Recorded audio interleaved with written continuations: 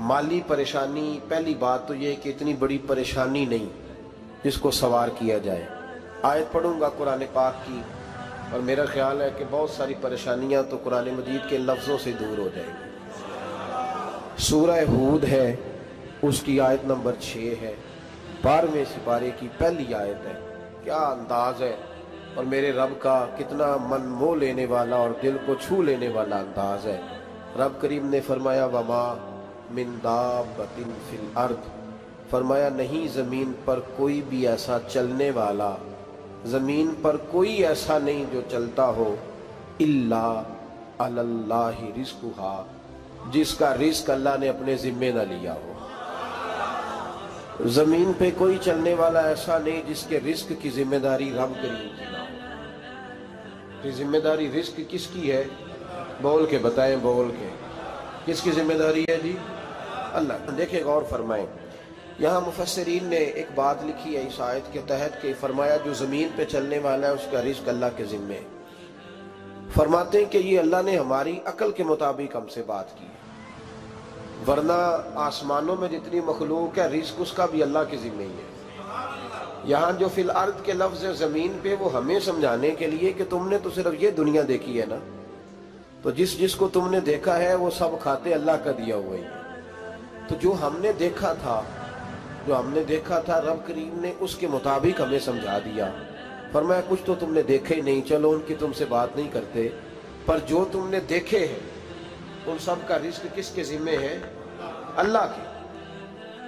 मेरे रसूल करीम सैयद आलम सल्लल्लाहु ताला अलैहि वसल्लम कुरान मजीद की जब तर्जुमानी करते, वजाहत करते, तो महबूब पाक सल्लल्लाहु अलैहि वसल्लम भी कोई इश्काल रहने नहीं देते थे, कोई इश्काल नहीं रहने देते थे। मेरे महबूब करीम अलैहिस्सलातु सलाम ने फरमाया अल्लाह पे भरोसा रख के सवेरे निकल जाना रिज़्क की तलाश में।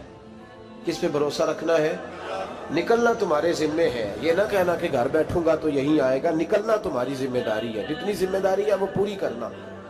अल्लाह पे भरोसा करके निकल जाना तुम्हारी जिम्मेदारी है। रब का जिम्मा है तुम्हें रिज़्क देना, वो जरूर तुम्हें रिज़्क पहुंचाएगा। या रसूल अल्लाह सल्लल्लाहु अलैहि वसल्लम किस तरह पहुंचेगा? तो जरा हुजूर के लफ्जों का हुस्न भी देखिए। नबी पाक सल्लल्लाहु अलैहि वसल्लम ने फरमाया जिस तरह मौत तुम्हें ढूंढ लेती है ना कि तुम कहाँ मौजूद हो, जब वक्त आता है तो इंसान पाकिस्तान में हो तब भी आ जाता है, जद्दा में हो तब भी आ जाता है, मक्का में हो या मदीना तैयबा में वक्त फिर भी आ जाता है। फरमाया जिस तरह मौत तुम जहां भी हो तुम तक पहुंच जाती है ना, इस तरह तुम्हारा रिस्क भी तुम जहां मौजूद होते हो अल्लाह वहां पहुंचा देता है, पहुंचा देता है। तो या रसूल अल्लाह सल्लल्लाहु अलैहि वसल्लम किस अंदाज में? तो फरमाया निकल जाना तुम्हारी जिम्मेदारी है। फरमाया सवेरे परिंदे भी निकल जाते हैं और शाम को जब लौटते हैं तो अल्लाह उन्हें पेट भर के रोजी अता फरमाता है। हालांकि उनको नहीं पता होता हमारा कारखाना कहाँ है, हमने कहाँ जाके मजदूरी करनी है। उनको नहीं पता होता कि हमारा दफ्तर कहाँ है, हमने किस ऑफिस में बैठना है। उनको नहीं पता होता कि हमने कहाँ जाके माल खरीदना है और कहाँ से हमने फिर उसको दोबारा बेचना है। उन्हें खबर नहीं होती, अल्लाह पे भरोसा करके निकल जाते हैं। निकलना तो तेरे जिम्मे है कि नहीं? फरमाया वो तू ड्यूटी कर, शाम को अल्लाह जो रब परिंदों को रोजी देता है वो तुझे भी अता फरमाएगा। मैं कहता हूँ सोच कितनी कमजोर है उस आदमी की जो कहता है कैसे मिलेगा। कितनी कमजोर सोच है। जो रब बैल को रोजी देता है, बकरी को रोजी देता है, इस जमीन इस धरती पे अगर बसने वाला ऊंट भूखा नहीं सोता, चले ये तो पालतू जानवर होते हैं, इस धरती पर बसने वाली अगर बिल्ली और कुत्ता रोटी खा के सोते हैं तो तू तो अशरफुल मखलूकात है। तूने अपने ज़हन में क्या टेंशन पाल लिया है कि नहीं आएगा तो मर जाऊंगा, क्या बनेगा, किस तरह होगा? तू क्यों इतना परेशान हो गया? भाई माली परेशानी सबसे ज्यादा उस बंदे ने ओढ़ ली है जिसकी तवक्कुल की बात कमजोर हो गई है। तू सीधी तवज्जो अपने रब करीम की जानिब रख, सीधी तवज्जो अल्लाह की जानिब कर। रब फरमाते हैं जिम्मा तेरा नहीं, जिम्मा मेरा है। लेकिन ना तनख्वाह एक आती है घर में।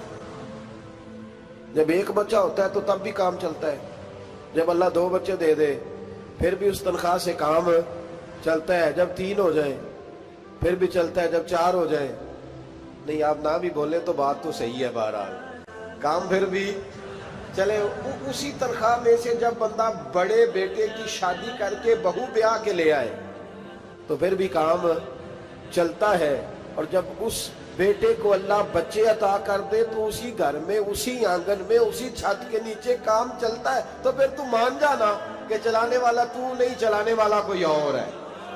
پھر تو مان جا کے چلانے والا کوئی تو اس وقت جب تنخواہ تیری لگی تھی تو کہتا تھا ابا ابھی میری شادی نہ کر، میں بیوی کو کیسے کھلاؤں گا؟ تو وہی شخص ہے جس کی چھت کے نیچے پھر 1.5 درجن پوتے بھی پل رہے اور گزارا ان کا بھی ہو رہا ہے۔ تو رزق کا ذمہ کس کا ہے؟ اللہ کا، اللہ کا ذمہ۔ اب ہمیں پتہ ہے پہلی بات تو پریشانی اس لیے اتار دینی چاہیے کہ ذمہ ہمارا ہے ہی نہیں۔ اب دوسری بات یہ کہ ذمہ داری کس کی ہے؟ اللہ حکیم بھی ہے اور علیم بھی ہے، حکیم بھی ہے اور جانتا بھی ہے، اور اسے پتہ بھی ہے کہ دینا کس طرح ہے۔ اب ہم پتہ کیا کہتے ہیں؟ کہتے ہیں وہ جو بندہ پجاروں میں بیٹھا ہے وہاں اسے نہیں بیٹھنا چاہیے تھا، اور میرا حق تھا۔ تجھے زیادہ پتہ ہے کہ اللہ کو؟ بول کے بتانا کس کو پتہ زیادہ ہے؟ کیوں جی؟ تو آپ اصل ٹینشن پتہ کب لگتی ہے؟ جب بندے کہتے ہیں نہیں وہ پجاروں میری تھی، میرا حق تھا۔ وہ جب گزرتی ہے نا پاس سے مہران کے تو مہران والا ٹینشن بڑی لیتا ہے، حالانکہ اللہ کو زیادہ پتہ ہے کہ وہ حق۔ ایک بات اپنے ذہن میں یاد رکھ لیں، رٹ لیں کہ جو میرے لیے بہتر تھا میرے رب نے مجھے دے دیا، اور بات ختم ہو گئی۔ بس وصل اچھا ہے نہ فراق اچھا ہے، یار جس حال میں رکھے وہی حال اچھا ہے۔ بس جو میرے حق میں بہتر تھا میرے رب نے مجھے۔ مسئلہ یہ ہے کہ تو اس پہ راضی ہونے کو تیار نہیں۔ حضرت علی کرم اللہ تعالیٰ وجہ الکریم نے میرے نبی پاک کی ایک حدیث بیان کی ہے، اور جناب علی جب یہ حدیث بیان کیا کرتے تھے تو حضرت مجاہد فرماتے ہیں یوں لگتا تھا کہ جیسے حضرت علی ہمیں ہر پریشانی سے نکال رہے ہیں۔ مولا علی شیر خدا رضی اللہ تعالیٰ عنہ فرماتے ہیں کہ مجھے میرے نبی پاک صلی اللہ علیہ وسلم نے ایک طریقہ دیا تھا ٹینشن فری ہونے کا۔ آپ فرماتے ہیں مجھے تو بڑا راس آیا ہے، تم بھی اگر کر لو گے تو تمہیں بھی فائدہ دے گا۔ کہا وہ کیا؟ حضرت علی کہنے لگے محبوب علیہ السلام نے فرمایا تھا لوگوں تم اللہ کے دیے ہوئے تھوڑے رزق پہ راضی ہو جاؤ، وہ تمہاری تھوڑی عبادت سے تم سے راضی ہو جایا کرو گا۔ بس تم 2 نفل بھی پڑھو گے تو اللہ راضی ہو جائے گا، تم 1 رکوع بھی سویرے اٹھ کے پڑھو گے تو وہ راضی ہو جائے گا، وہ تمہارے 313 درود شریف سے راضی ہو جائے گا، تم اس کے دیے ہوئے تھوڑے رزق سے راضی ہو جاؤ۔ ٹینشن اس لیے ہوتی ہے کہ ہم راضی نہیں جو اس نے ہمیں دیا ہے۔ وہ حال میں مزید کی جو دوڑ ہے نا، حال میں مزید کی، بے قدرہ کچھ قدر نہ جاتی، کیتی خوب تسلی ہو، دنیا دار پجاری زردے، کتیاں دے گل ٹلی ہو، بک بک روشن اکھیاں تکیو ویک حویلی کلی ہو، تے کوچ نصیر اساں جد کیتی پہ جانی تھر تھلی ہو۔ تو یاد رکھیں یہ جو ہے نا مصیبت کے مال آ کیوں نہیں رہا، وہ سامنے والا پلاٹ میرے گھر کے سامنے ہے گھر کے سامنے، پر رجسٹری میرے نام کیوں نہیں؟ یہ مصیبت سانس نہیں لینے دیتی۔ موٹر سائیکل کھڑی کرتا ہے نا جب آ کے دکان سے روٹی کھانے آتا ہے، دفتر سے گھر آتا ہے، کاروبار سے آتا ہے، تو جہاں موٹر سائیکل کھڑی کرتا ہے وہ ٹینشن بڑی ہے کہ کبھی میری ہو جائے نا یہ والی جگہ تو میں یہاں بھی بورڈ لگاؤں اپنے نام۔ اس نے مالی پریشانی پیدا کی۔ تو جس حال میں ہے، کیونکہ تو نے اپنا یہ حال خود نہیں بنایا، جس نے بنایا ہے وہ بڑا بہتر جانتا تھا کہ تو اسی حال میں اسے اچھا لگتا ہے۔ تو اسے اسی حال میں، ایک بزرگ تھے تو ان کی طبیعت بڑی علیل ہوگی، بیمار ہو گئے تو اللہ نے آزمائش دی تو کیڑے پڑ گئے وجود میں۔ ایک کیڑا یہاں سے کھا رہا تھا، اللہ والے بڑے راضی رہتے ہیں اس کی رضا پہ، تو کیڑا یہاں کھا رہا تھا تو نیچے گر گیا، تو بابا جی نے اٹھا کے پھر وہاں رکھ لیا، کہنے لگے جب اس نے تیری ڈیوٹی مجھے کھانے کی لگائی ہے تو میں اس بات پہ راضی ہوں تو نیچے کیوں گرتا ہے؟ بس ٹھیک ہے کھا، جب اس نے تجھے ڈیوٹی جو تیری لگائی ہے۔ سالبہ بن عبد الرحمن ایک صحابی تھے، سالبہ غالباً نبی پاک صلی اللہ علیہ وسلم کی خدمت میں آئے، کہنے لگے یا رسول اللہ صلی اللہ علیہ وسلم غربت بڑی ہے، میرے لیے دعا کریں اللہ زیادہ مال دے۔ تو محبوب صلی اللہ علیہ وسلم نے فرمایا تو جس حال میں اچھا ہے وہ تیرے لیے بہتر ہے، اس میں تو ہے وہی حال تیرے لیے۔ مشکل ہے نا یہ جواب سننا؟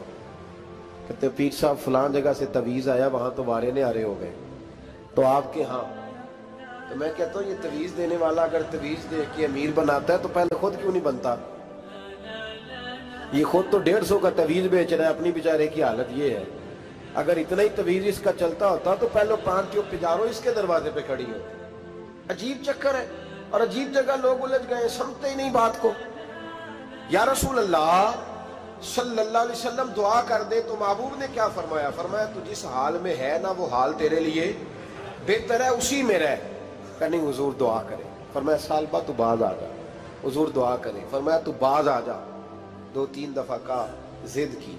महबूब ने फरमाया जा, फिर अल्लाह तुझे ज्यादा पैसे देगा। चंद बकरियां खरीदी, इतनी बरकत हुई कि बकरियों के रेवड़ बन गए। फिर कुछ बकरियां बेच के गाय खरीद ली, उनके भी रेवड़ हो गए। फिर कुछ ऊंट ऊंटनियां ले ली, रेवड़ ही रेवड़। पहले 5 वक्त मस्जिद में आते थे, अब फजर और इशा रह गई। फिर माल ज्यादा हुआ तो मदीने शहर में कोई जगह ही नहीं, मदीने से बाहर हवेली खरीदी, फिर जुमा ही रह गया। जुमे के जुमे आते, ज़कात का हुक्म आया। मेरे नबी करीम अलैहिस्सलाम ने हजरत अबू हुरैरा को भेजा। फरमाया जा उसे क्या तेरी ज़कात बनती है 2.5%। 10 करोड़ रुपया हो तो कितनी ज़कात बनती? भाई 1 करोड़ की 2.5 लाख हुई ना, तो 10 करोड़ की कितनी हुई? तो बड़ी मुसीबत है जब बैंक से मैसेज आता है ना कि 25 लाख निकल गया तेरे अकाउंट से। बहुत बड़ी मुसीबत, बड़ी टेंशन होती है। एक साहब मेरे पास आए, उनकी जमीन अचानक महंगी हो गई। अचानक पहले कुछ 15-16 लाख की एकड़ जमीन थी, फिर वो करोड़ की हो गई। तो मेरे पास आए, कहने लगे वो 10 करोड़ रुपए बनते हैं तो ज़कात। तो मैंने कहा आपने क्या किया? जरी जमीन पे उशर आता है, उस पर ज़कात नहीं आती, तो आपने क्या किया? कहने लगे वो कुछ सोसाइटी के रूल के मुताबिक मैंने फाइलें वगैरह ले ली है, अब मैं ना कभी मौका आएगा तो उनको बेचूंगा। तो मैंने कहा अब तो आपका ये माल हो गया बिजनेस का, तो अब तो उस पर ज़कात आएगी।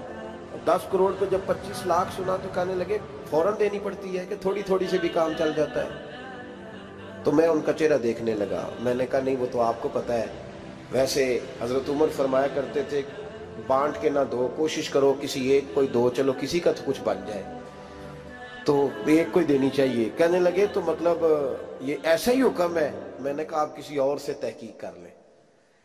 अब ये भाई लेते वक्त नहीं तुझे टेंशन हुई कि 15 लाख का करोड़ हो गया, तो उस वक्त तूने कहा कि या अल्लाह, तो ये कैसी सोच है मुसलमान? किस तरह का इसका? हमारे यहाँ जब किसी आदमी पे हालात खराब होते हैं ना, तो सबसे पहले वो इस तरह करता है कि जो मैं कहीं अल्लाह के रास्ते में देता हूं पहले उसे बंद करो। जिस रास्ते तुझे आ रहा था पहले तूने वो रास्ता ब्लॉक किया। हजरत अस्मा बिन्त अबी बकर सिद्दीक कहती है मैं हुजूर को मस्जिद के लिए, इदारे के लिए, साहबे सुफा के लिए कुछ दे रही थी, तो मैंने गिनना शुरू किया तो हुजूर मुस्कुराने लगे। हुजूर मुस्कुराते क्यों हैं? तो फरमाने लगी, महबूब फरमाने लगे अस्मा अल्लाह के रास्ते में गिन गिन के न दिया कर, वरना वो भी तुझे गिन गिन के देगा। तू उसके रास्ते में बेहिसाब दे, वो भी तुझे बेहिसाब ही अता फरमाएगा।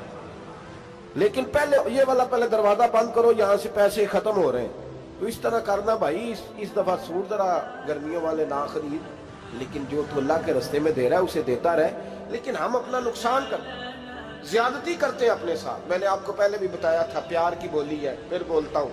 एक बड़े बड़े प्यार वाले दोस्त हैं, एक दफा मुझे कहने लगे कि आप कई दफा ऐलान करते हैं तो मुझे अच्छा नहीं लगता, और आप इदारा भी बहुत ज्यादा बनने वाला है, बड़ी चीजें मैं देखता हूँ जो हो तो बड़ा निज़ाम अच्छा हो जाए, आप दुआ करें अल्लाह मुझे पैसे दे तो मैं बड़े सारे खर्च करूंगा उसके रास्ते में। तो मैंने कहा या अल्लाह इसे 10 करोड़ दे, ये 9.5 करोड़ तेरे रास्ते में दे देगा। तो चुप कर गया, जिस तरह आप नहीं कर गए सारे, तो चुप कर गया वो भी। उसने कहा जी नहीं जी इंशाल्लाह करेंगे। तो मैं क्या भले अजे तो दुआ पई हुंदी आ, अभी तो वो आएंगे तो तब देखी जाएगी। तो तू यहीं अड़ गया, यानी 9.5 करोड़ अल्लाह के रास्ते में खर्च करने की दुआ पे भी आमीन कोई नहीं कहता कि चलो आमीन ही कह दे। तो मैं क्या तेनू तो 50 लाख बचता सी पिया, लेकिन तू इस सौदे पे तैयार है। जब ये सोच होती है, ये गलत सोच है। ये बात तो अगर तुम मुस्कुराने वाली, लेकिन ये सोच सही नहीं। हजरत उस्मान गनी रज़ी अल्लाह ताला अन्हु कहते हैं जिस वक्त नबी पाक सल्लल्लाहु अलैहि वसल्लम ने ऐलान किया ना जंग के मौके पर कि 800 सिपाहियों का खर्चा चाहिए, कहते मेरे पास 600 का था। यहाँ एक रवायत में हुजूर ने 1000 का ऐलान किया तो मेरे पास 800 का था। जब 2-3 दफा नबी पाक ने ऐलान किया तो कहते मैंने खड़े होके कहा या रसूलल्लाह पूरा 800 की तरफ से। کہتے میں نے 200 سپاہی کا خرچہ ادھار اٹھایا لیکن پورے 2 مہینے نہیں گزرے تھے، رب کریم نے مجھے کئی گنا کر کے پیسے واپس عطا فرما دیے۔ پر بات تو یہ ہے کہ تیری وہاں لو لگی ہو، تو تجارت کرتا ہے ان لوگوں کے ساتھ جو کیا دے سکتے۔ تو سالبہ کے پاس حضور نے پیغام بھیجا، پہلے تو کہا تیرے لیے بہتر نہیں مال، جب اصرار کیا تو بڑی برکت ہو گئی، بڑا آیا تو فرمایا زکوٰۃ دے، 2.5% زکوٰۃ ہے۔ جب سوچا کہ 5 اونٹوں پہ ایک بکری جائے گی اور بڑا سارا مجھے دینا پڑے گا، اب جب غور کیا تو یہ تو نہ کہا کہ میں نہیں دیتا۔ حضرت ابو ہریرہ سے کہنے لگے نبی کریم علیہ السلام کی خدمت میں عرض کرنا کہ میں خود آؤں گا۔ حضرت ابو ہریرہ نے آ کے عرض کی یا رسول اللہ صلی اللہ تعالی علیہ وسلم، حضور وہ کہتے تھے میں خود آؤں گا، تو کہتے ہیں محبوب نے ٹھنڈی سانس لی، فرمایا اسے کہا تھا کہ تیرے لیے مال بہتر نہیں، اب ہلاک ہو گیا، ہائے افسوس ہلاک ہو گیا۔ ان کو بھی تھوڑی دیر کے بعد احساس ہوا کہ یہ میں نے کیا کیا، نبی پاک کوئی کہہ دیا نہیں ہے، حضور کو کہہ دیا بعد میں آؤں گا۔ اب دوڑے آئے، عرض کی حضور میں سارا کچھ لے کے آئے، قبول کر لیں۔ محبوب نے فرمایا گویا بلال حبشی کی خشک کھجور بھی قبول ہے، اور صہیب رومی ایک اٹی بان کی لائے تو وہ بھی قبول ہے، اور عمار بن یاسر اور مصعب بن عمیر اگر 2 دینار دے جائیں اور کوئی پرانا جوڑا کسی سپاہی کے لیے چھوڑ جائے تو وہ بھی قبول ہے، لیکن تو اپنا لاکھوں لے کے چلا جا، تیرا کوئی نہیں قبول، معاف کر دیں۔ فرمایا جا معاف کیا، پر پیسے لے کے نہ آنا۔ اگلے سال پھر آئے، بندے ہوئے ہاتھ ہیں، محبوبہ میں دولت کا کیا کروں گا، آگ لگانی ہے، قبول کر لیں۔ فرمایا تو لے جا، تیرا نہیں قبول، گرا جو ان کی نگاہ سے وہ سنبھل نہیں سکتا۔ حضور نے وصال ظاہری کیا تو جناب صدیق اکبر کے پاس آئے، لاکھوں کا مال، ابو بکر قبول کر لو، تو جناب صدیق اکبر کہنے لگے اس کا کر لو جس کا نبی نے نہیں کیا، چل جا کوئی نہیں چاہیے۔ حضرت عمر کے زمانے میں قحط پڑ گیا، بارشیں نہیں ہوتی، غلہ نہیں ملتا، حالات خراب ہے، مالی طور پہ بحران آ گیا، غربتیں، مجبوریاں، تکلیفیں، آ کے روئے، عمر میرا قبول کر لو، مجھے معافی تو مل گئی تھی نا۔ فرمایا معافی اپنی جگہ پہ، پر جس کا مصطفیٰ نے قبول نہیں کیا۔ بہت سارے لوگوں کو پتہ ہی نہیں کہ ان کا قبول ہی نہیں ہوا، اور وہ الجھے ہوئے، انہیں خبر ہی نہیں کہ اصل بات کیا ہے۔ فرمایا جس کا مصطفیٰ کریم نے قبول نہیں کیا، اب ہیرے اور جواہرات بھی لے کے آئے تو بھوکے مریں گے، پر اس کا قبول، اس بات پہ راضی رہو، اس حال میں اللہ نے رکھا ہوا، اس حال میں راضی رہو۔ جو مصیبت ہے نا دیکھنی کہ وہ بھی میرے پاس، تمہیں کیا پتا، کبھی پوچھ تو صحیح اس سے وہ کس مصیبت کا شکار ہے، جو مالی طور پہ بڑا امیر ہے، تو اس کی طرف دیکھ کے اپنا دل برا کرتا ہے۔ بس جس حال میں رب نے رکھا ہے اس حال میں رہ۔ حضرت عثمان غنی کے زمانے میں تو وہ وصال کر گئے، لیکن بھائی تو جس حال میں تیرا رب تجھے رکھتا ہے اس حال میں رہ، تیری مالی پریشانیاں ختم ہو جائیں۔ میں نے پہلے بھی شاید آپ کو ایک دفعہ کہا تھا، میں تعلیم سے فارغ ہوا تو میرے ایک استاد اور میرے کچھ دوست کہنے لگے افریقہ آ جائیں آپ، بھائی بہت بڑا ادارہ ہے، اس کو چلائیں، اس کو سنبھالیں۔ میری والدہ سے میں نے کہا، کچھ طبیعت ہوتی ہے نا انسان کی، میرا بھی دل لگ گیا۔ میری اماں پڑھی نہیں تھی لیکن اللہ نے دانائی بڑی عطا فرمائی تھی، حکمت بڑی تھی، سیانی بڑی تھی۔ تو میں نے کہا اماں جی وہ مجھے ساؤتھ افریقہ کی دعوت ہو رہی ہے تو آپ کیا کہتی ہیں؟ تو اٹھ کے میرے پاس آ گئے اور مجھے انہوں نے اپنے بازوؤں میں لے لیا، پھر میرا ماتھا چوما، کہنے لگی پتر میں تے وال بھی نہ پوٹ کے دیوا کسی نے، ہم نے دولت کا کیا کرنا، تو اللہ کا نام لے کے کہیں بیٹھ جا، رب کریم رون کے لگا دے گا، خیر ہو جائے۔ تو میرے بھائی یاد رکھیں ان چیزوں سے تھوڑا سا دیکھیں نا، قناعت کریں، جو اللہ نے دیا اس پہ راضی ہو جائے، اللہ بڑا مہربان ہے، وہ آسانیاں کر دیا کرتا ہے۔ تو یاد رکھیں میرے رسول کریم علیہ السلام نے ایک تو ہمیں درس یہ دیا ہے کہ تو سمجھ جا، قرآن نے ہمیں بتایا ہے کہ روزی تیری ذمہ داری نہیں، روزی کس کی ذمہ داری ہے؟ اللہ کی۔ اور دوسری بات یہ کہ جو اللہ نے تمہیں دیا ہے اس پہ تو راضی ہو جا، تیری مالی پریشانیاں ختم ہو جائیں۔ اور پھر حضور صلی اللہ علیہ وسلم نے فرمایا مذہبی طور پر جب دیکھو تو آگے دیکھو، اور دنیاوی طور پر جب دیکھو تو پیچھے دیکھو، پریشانی ختم ہوگی۔ مذہبی طور پر جب دیکھو، جو 5 نمازیں پڑھتا ہے وہ تہجد پڑھنے والے کو دیکھے، اور جو تہجد پڑھتا ہے وہ اشراق چاشت پڑھنے والے کو دیکھے، اور جو بندہ اشراق اور چاشت پڑھتا ہے پھر اس کو دیکھے جو سارا دن مصطفیٰ پہ درود پڑھتا ہے۔ ऊपर ऊपर देखे कि मैंने और नेक होना है और नेक, और जब माली मामला है तो फिर नीचे देख। अगर तू बैठा ना पजारों पे तो फिर टूडी वाले पे नजर कर, उसका क्या हाल है। और अगर तू वहां बैठा है तो देख मेहरान वाला भी तो गाड़ी चला ही रहा है ना। और अगर तू वहां है तो मोटरसाइकिल वाला देख, और तू वहां है तो फिर साइकिल वाले पे नजर। और अगर तू साइकिल वाला है तो पैदल वाले को देख। अगर तू किराए के मकान में रहता है तो फिर झोंपड़ी वाले को देख। और अगर तू झोंपड़ी में रहता है तो फिर भी परेशान ना होना, कुछ ऐसे भी हैं जिन्हें झोंपड़ी भी नसीब नहीं, जो सड़क पे लेटे हुए हैं। और अगर तू तंदुरुस्त है ना तो कभी जाके अस्पताल में देख हाल क्या है, लोग किस हाल में है। तो हम शुक्र नहीं अदा करते, उसका नुकसान क्या होता है, नेमतें चली जाती हैं। अल्लाह फरमाते लाइन शकर तुम लाज़ीदन्नकुम, तो शुक्र अदा कर, मैं नेमतों में इजाफा कर दूंगा। तो भाई माली परेशानी का तीसरा सबब ये है कि हम देखते हैं माली तौर पर ऊपर, तो फिर हमें तबीयत बिगड़ती है। और फिर माली परेशानियों के कुछ और असबाब भी हैं। इमाम शाफी फरमाते हैं जिन घरों में लोग फजर की नमाज के वक्त सोए होते हैं उन घरों में रिस्क नहीं आता।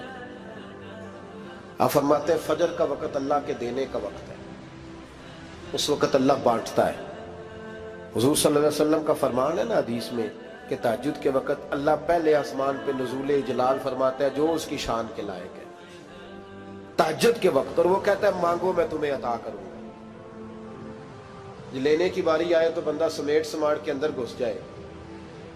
हमारे यहाँ ये होता है कि शाह के बाद बच्चे बैठते हैं मोबाइल लेके, तहज्जुद का वक्त आता है तो उनकी आंखें बंद होनी शुरू होती। तो लेने के वक्त तो तू सोया था, तेरा मसला कैसे हल होगा भाई। जब कोई आदमी खैरात बांट रहा हो तो जो प्याला पीछे कर ले उसे मिलेगा। कहते उस वक्त आना जब मैं बांट रहा था, अब तो किधर आ गया है। मिसाल दे रहा हूं, तो फजर का वक्त मांगने का है, तो सारी रात तो गुजर गई गेमें खेलते टीवी देखते, और जो लेने का वक्त था तू सो गया, तो कैसे आएगा तेरे पास। तो उठे सवेरे बंदों से मांग के देख लिया, बड़ी इज्जतें खराब हुई। फजर का वक्त उठ के झोली फैलाए। मेरे रसूल पाक अलैहिस्सलाम फरमाते हैं, रब फरमाते हैं जब बंदे मेरे आगे झोली फैलाते हैं मुझे शर्म आती है, कैसे खाली वापस कर दूं। तो उसके सामने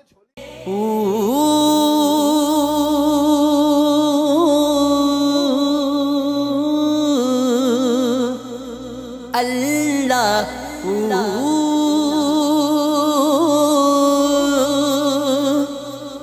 अल्लाह अल्लाहू अल्लाह अल्लाहू अल्लाह अल्लाहू अल्लाह